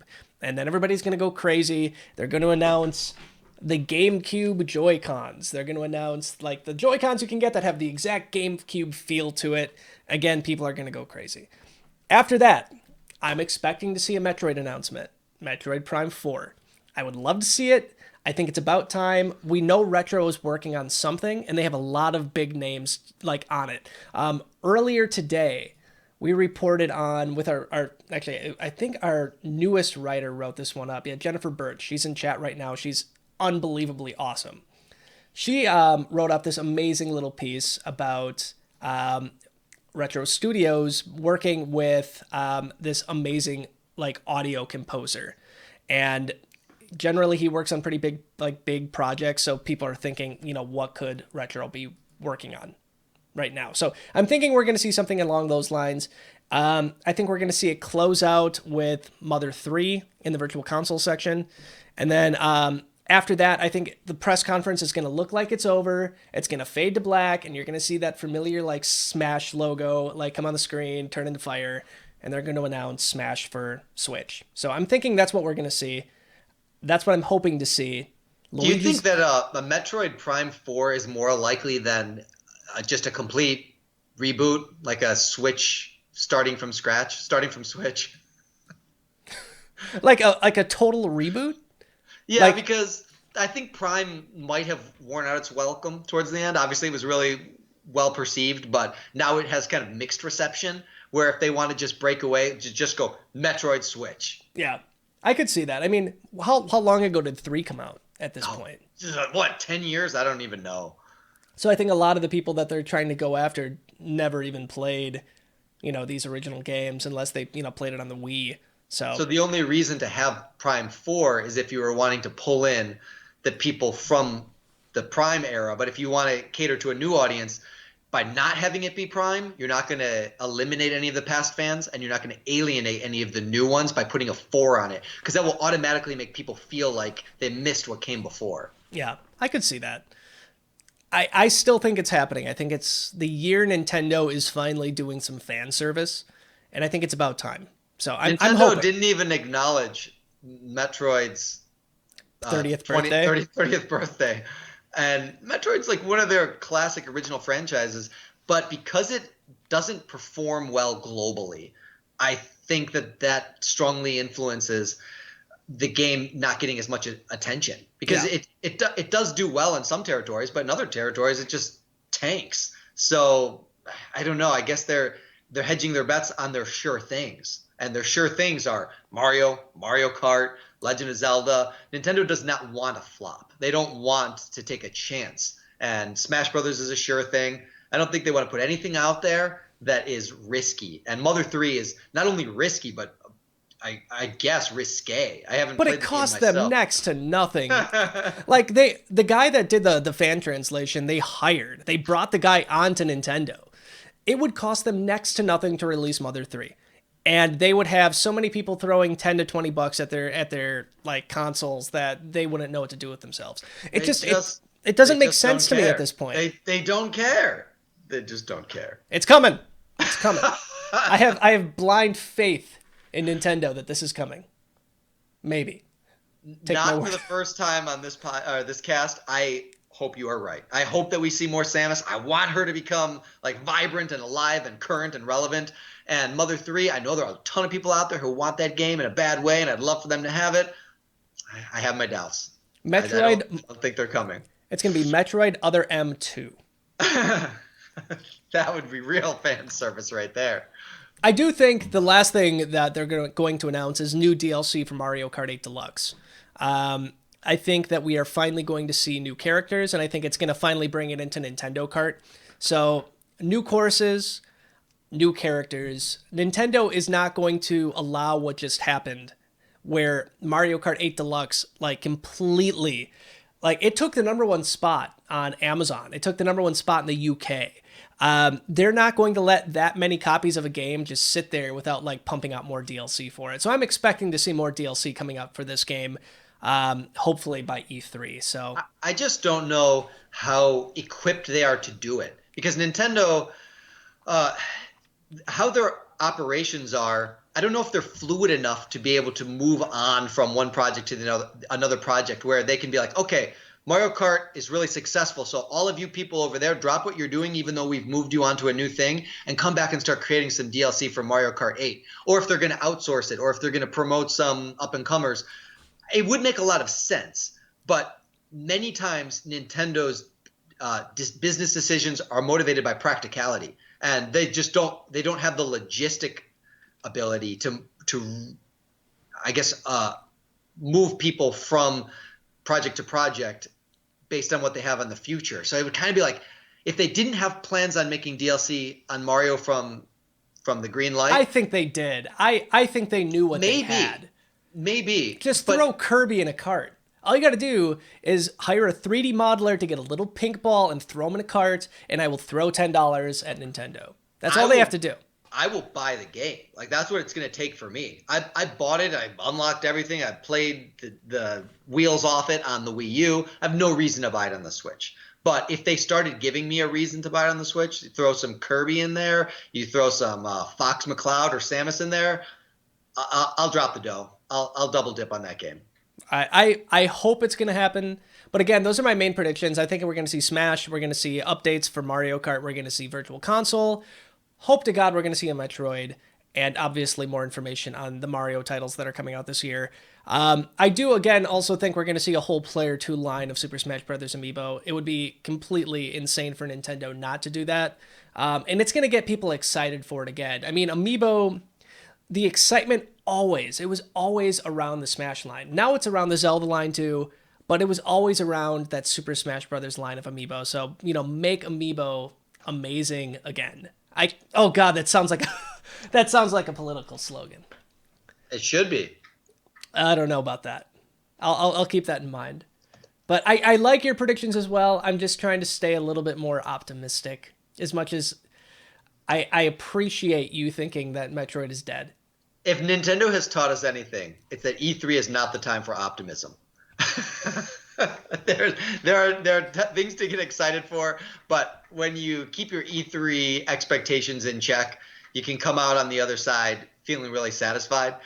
But anytime I've like hoped for the moon, I've been let down. And the time where I was like, yeah, I'm not too thrilled about this Wii U. I don't really know what it's got to offer. And then bam, Reggie and President Iwata do a fight, and I get to fight as me. It blew my mind. It was the height of E3 in its entire history of E3 was that moment. And if they can capture lightning in a bottle again, I think it's going to take a game like Smash. It's going to happen again. I think what we're going to do this year is it's very different when you're working on a Nintendo website in comparison to like a fan watching these events. I think I'm going to set up a camera in like the hotel room where we have so many Nintendo Wire team members coming to E3 this year.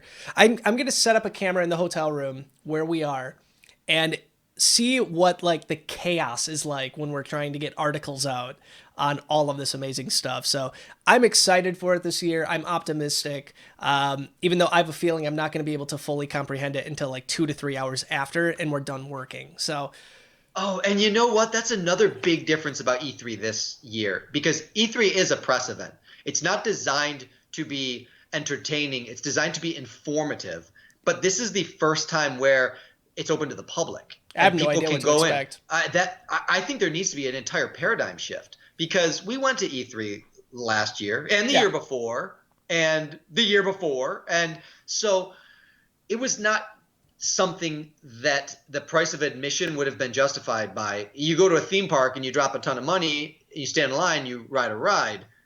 E3 is like that, only at the end you have like 5 minutes with a beta version of a game. Yeah. It does not justify the extreme ask of those ticket prices. So based on the experience I've had at E3, the number of times I've gone, the value proposition isn't there. So I would think that they would realize that and try to create more of an entertaining environment similar to PAX or some of these other things. And that might completely shift it. It's definitely going to make your job harder and all the other media personalities out there, because it was hard to just hard to get in front of a game with only media personality present. And now if everybody's there, media people are going to have a really hard time doing their job. And people who are there as fans aren't going to have fun because they can't really get to do anything. All E3 is waiting in line.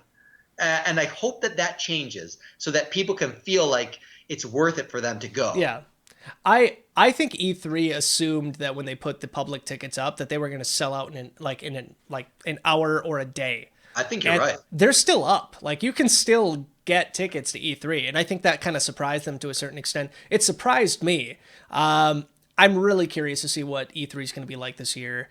I think that they're going to try to make media like have an easier time. I know in years past, if you had a media badge, you could like skip like certain sections of the lines, because they did let a certain amount of people in over the past 2 years too. I think Nintendo, Microsoft, and Sony, they all gave out like a good deal of passes to like fans for the event. So who knows? I think it's going to be a learning experience for E3 this year, and who knows if we're going to see it happen again. Can you imagine the E3 last year with another 15,000 bodies? 15,000 bodies? I have no idea where they're going to stay. I mean, hotels were bad enough in general. We could not walk the floor. Like, you're body to body, and you're like having to like get very personal with people just to traverse the space. Yeah. And you add 15,000 people to that, we are definitely in violation of a fire code. So God help us. I'm curious. I'm really interested to see how they're going to try to manage crowds. They need to run it more like a theme park, where you have venues that you can stick bodies into so that no one place becomes too crowded at one time. It's going to be a blast. You're going to be with us. So it's going to be whatever happens, we're in it together. That's all that matters. Oh, yeah. So that's going to cover the E3 section of this as well, and that's going to cover most of the big news that we have so far. I do want to take a few moments to answer some questions from Twitter. A lot of these we've already answered in our own way. One question comes from Jason, and I might completely butcher this, Yunk, Y-A-U-N-K. Will we see Metroid will we see Metroid with Breath of the Wild fashion? I'm assuming that he's saying, are we going to see a Metroid release on the Switch? You don't think so? I think it could happen. I'm staying optimistic. We have Lady. That's like a year 4 game if the Switch continues to be successful. Then Nintendo could start feeling like they can invest big bucks into taking risks. I'm staying optimistic. I hope you're right. I hope I'm right. I'm always wrong though, so we'll keep that in mind. Lady Draco asks, is there a reason why Amazon hasn't released pre-orders for the 2 amiibo yet? Amazon is really interesting when it comes to pre-orders for amiibos. In the past, they have released them months in advance. They've also released them on the exact same day they've come out. The last wave of Splatoon amiibo, and that was the last Splatoon 3 pack and Callie and Marie, they released them at 2 in the morning. Technically, it was midnight Pacific time the day they came out. And it surprised me completely. So Amazon is they're all over the place when it comes to it. Sometimes they announce it on Twitter like we're going to do it now. Sometimes they don't. So I think the best recommendation I have for you is I have alarms set up in my home to let me know the moment these things go up. So if you want to know when they go up, follow Amiibo News on Twitter. I will let you know within about a 2-minute window when they're up. If it's 2 in the morning, I will put it up. And Jason tells you before he even gets it himself. That's how dedicated he is to this community. I think there's only been one case where I'm like, I'm going to pre-order this one real quick. Which one was it? I think it was a Fire Emblem amiibo. I can't even remember which one. But rest assured, I will make sure that tweet goes out before I make my purchase. And we know, guys, you can't sleep on these now. The Link amiibo both sold out in less than 2 hours. So it's going to sell out right away. There's no reason to think that Amazon is going to have any more than the other retailers do. So you've got, like, at best, a 2-hour window to pre-order those before they go out, at least for the first round. Maybe Nintendo will give them another infusion once they see how successful they are. But for that first drop, it's like 2 hours tops. God help us all. We have Bobby. Bobby is amazing, by the way. He said with E3 just a month away, what are some of your expectations? So we've already talked about our expectations. So hopefully we've answered your question already, Bobby. I don't think we can answer that any better. So we'll move on to the next one. Brady James, what character is your number one pick to be in Smash Brothers for Switch? That's a good question because we never really covered that. So if you can have anybody. I'll give you a guarantee. Don't say Goku. Inkling is in. I agree. Fact. There's Inkling's no way in everything. That's not happening. They moved him into Mario Kart. Inkling probably should have been the character that they used instead of Bayonetta. It would have made a lot more sense. I know that Inkling rated a lot higher based on not only my own internal polling on Smash Supremacy, but also all of the polling that I've seen other people do independently. Yeah. Inkling was the Splatoon game was hot at the time. It's a popular character. It totally lends itself to Smash.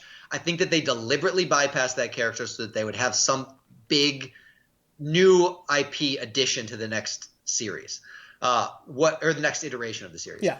What I want to see, and I'm hopeful for, is Simon Belmont. Let's get this guy in there. He's the last of the retro holdouts for me of the games that appeared on NES. I know he's a Konami character, but Konami's been making some strides in the last few weeks, doing some pretty cool stuff. Let's get Simon Belmont in Smash Brothers. He's got the sweet whip. No other characters are really quite like that, where they use a whip as their primary weapon. Has a lot of awesome opportunities for some fresh style fighting. I hope his jump is better than it was in any of the Castlevania games, but that would be useful. That would be useful. He's my dream character. I'd love him to be in there. I think that there's also almost a guarantee we're going to see Ice Climbers. Ice Climbers will make a return. They had already invested some time, resources into making Ice Climbers for the previous iteration, but because of the limitations of the 3DS, they couldn't use him. So and you don't have to worry about that anymore. That's not a problem now. So Ice Climbers will be back. And then it wouldn't surprise me if we brought back maybe another character that's a palette swap or a clone character like Wolf, because it's easy. Yeah. And that way they're giving a little bit something to fans of that series and that character without having to invest a whole lot of resources, since his moveset's already more or less in place. And it's something that requires very little of them, but would mean a lot in announcing, hey, we got another character. Yeah. I'm with you on Inkling for sure. I think that's going to happen no matter what. The next one, for me personally, and I don't think it's going to happen. And it's hard to say this because there's so many other iconic characters this could be. I would love to see like Conker, Banjo-Kazooie. Ukulele could happen. And I think that would be like a big crossover between Playtonic and Nintendo if they did decide to do that. Again, Ukulele isn't really at this point even in any way, shape, or form iconic, but again, I could see it happening over seeing like a Microsoft IP coming over.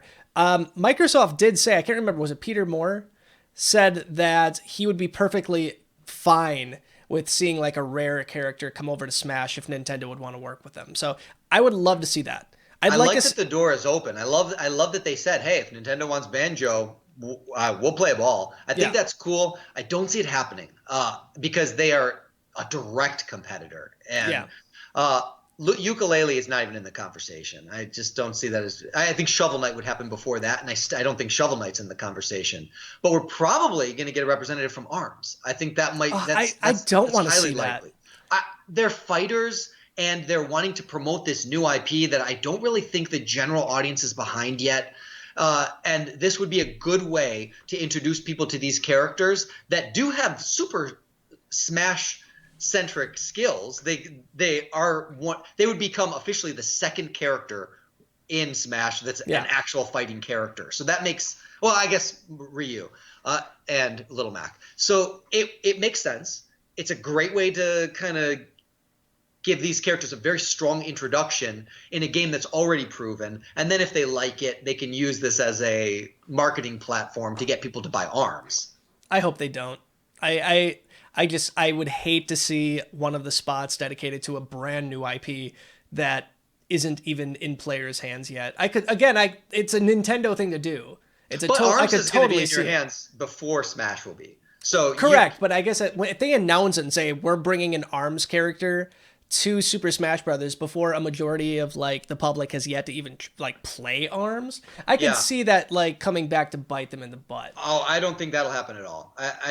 If those characters are included in Smash, the announcement will happen sometime after ARMS release for sure. Yeah. I could see that then. If as long as they like withheld it. When is ARMS coming out now? I can't remember. Is it before or after E3? It's either right before or right after. Yeah, it's right there. So I honestly think it's right after E3. I have to double check my dates on that. But the other character I wouldn't mind seeing would be Sora. I don't think Sora is going to happen. I think Sora is an iconic enough character where it would be cool to include it in Smash. I always come back to we had Snake. We had Snake in Smash. I could totally see them bringing over Sora. But again, maybe not. I think Sora would be cool and Sora would make sense.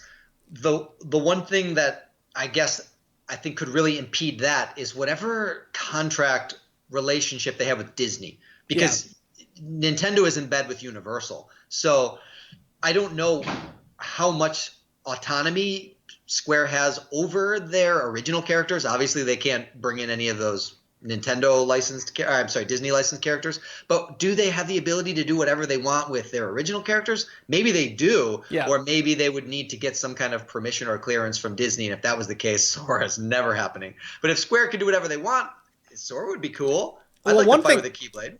One thing I think that is interesting about what you said there, if you look at the pops that were released, apparently all the Disney characters were fine, but they could not make Sora or Riku. And the reason they couldn't make Sora or Riku is apparently Square would have had to sign off on it. So I think Square owns those characters.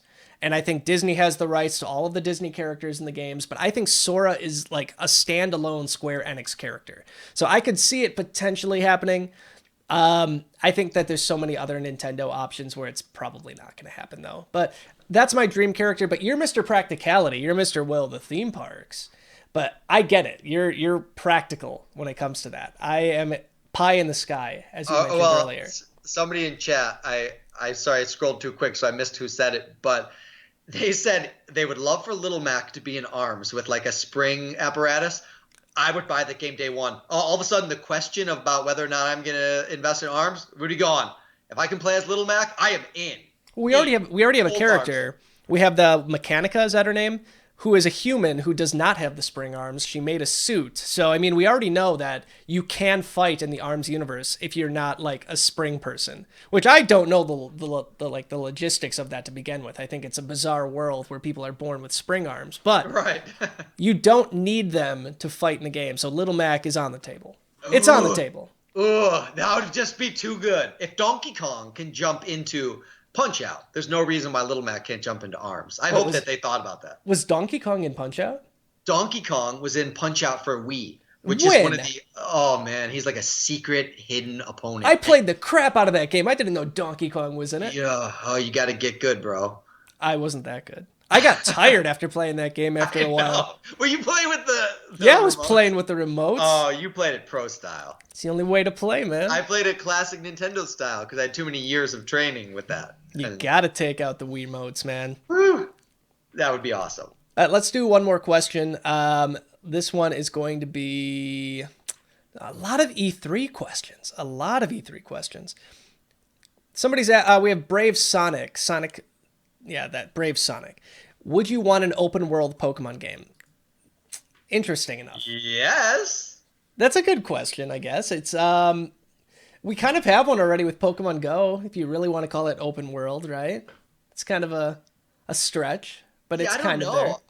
I don't think it's that much of a stretch to say that all Pokemon games are open world. They're just somewhat limited in the way that you can explore it, but they're a lot more open world than some games out there. Like, there's nobody telling you what you have to do. You can go to your catch Pokemon anywhere you want. You have some roadblocks to prevent access to various places. But as far as defining a game as open world or not, it's more in that category than not. But if they mean something like Breath of the Wild, where you can just go anywhere you want, whenever you want, and do whatever you want, yeah, I don't think it's that big of a step from where it already is. And the game already kind of has natural barriers built into place by you needing to be skilled enough to be able to defeat whatever kind of Pokemon you encounter. So, yeah, I don't think it would be bad. Being able to do whatever you want is cool, but I already kind of feel like I was doing that in Pokemon. I just want Pokemon Snap 2. That's all I want. How Give did me that Pokemon not come Snap out for 2. the Wii? It was perfect for the Wii U. It made perfect sense. Anything without that dual screen is not going to be as cool. Maybe if you could find some way to see the Switch doesn't have a camera, so you couldn't do it like Pokemon Go. If the new 2DS has a camera. Woo, maybe. I actually would like to see Snap maybe more as a Pokemon Go expansion. That would be great. They already sort of have that. They just need to completely rethink their AR camera thing. Right. So it's close. So I think that's going to wrap up the questions, and that's going to wrap up another installment of the amazing Nintendo Newscast. Episode 19, 2 months in the making. I am sorry for that. We're going to be back on a standard schedule. I just want to let everybody know something here real quick. We have the best team in the business. I love the Nintendo Wire team, and they have helped put together an amazing site. And one of those things on the site has been something called the Daily Wiretap. And if you're not familiar with it, after this, I'd recommend taking a look at it. I would encourage it, actually. We spend a lot of time on the Daily Wiretap. Between editing, writing, and shooting the video every single day, it's like 2.5 hours to do the Daily Wiretap. And that has put a lot of strain on us to do the newscast. So I will give you my word now that on Friday nights, that's when we're going to try to do the newscast consistently. In lieu of a wiretap, we're going to do a newscast where we talk about the daily events, and then we put the newscast up on Friday night, and then the wiretap will be up consistently throughout the week. So we're going to be back on a regular newscast schedule. We have TJ who's going to be helping us out a lot more, and Happily Candied will be back. I also wanted to take a couple quick moments real quick to thank the amazing Nintendo Wire staff members in chat right now. We have Jackson Tapp. I believe we had Matthew We have the new member, Jennifer, who's outstanding, by the way. I just want to thank her for all the amazing work she has done with Nintendo Wire so far. And I could not do it without the amazing team. And Happily Candied, again, she's in chat. Bless your heart. Bless your heart. And before we go, TJ, where can we find information on you? Most of the cool stuff that you can see from me is right here on YouTube on the Nintendo Wire channel. If you want to follow me on Twitter, you can check out my custom-related account at Custom Conquest. If you're more interested in Hero TJ or Dark TJ, you can check them out at Smash Me TJ or at Smash Me Dark TJ. Oh, I was hoping it was going to come out at least once during the newscast. I saw you snuck him in. You snuck him into the title card. Oh yeah, that's true. He snuck himself in. Okay, that makes more sense. I want to say real quick, Wiretap has become a integral part of my daily routine. I am as much of a fan of the show as anybody. To have some resource to be able to come and find everything important that happened in Nintendo in a very short, digestible one video thing, I love it. And to piggyback on what you said about the writers and the team, I have very little interaction with all of you guys on a regular basis, but the few times that I covered the Wiretap, my God, your writing is good. You make it so easy to be able to recap the stories because of the talent that you have out there. So I appreciate that both as a colleague and also as a fan. That means a lot because trust me, there are nights where I'm like, I don't want to do the Wiretap. I'm tired. But I could not let you down. I couldn't. I need it. I need that Wiretap. For any of you out there who have not yet subscribed to our channel, we would love it if you would. We put out daily content, daily news content. We would love to have you. So, from the bottom of my heart, thank you for watching. We'll be back next week with a new episode. See you guys later. Bye. Bye.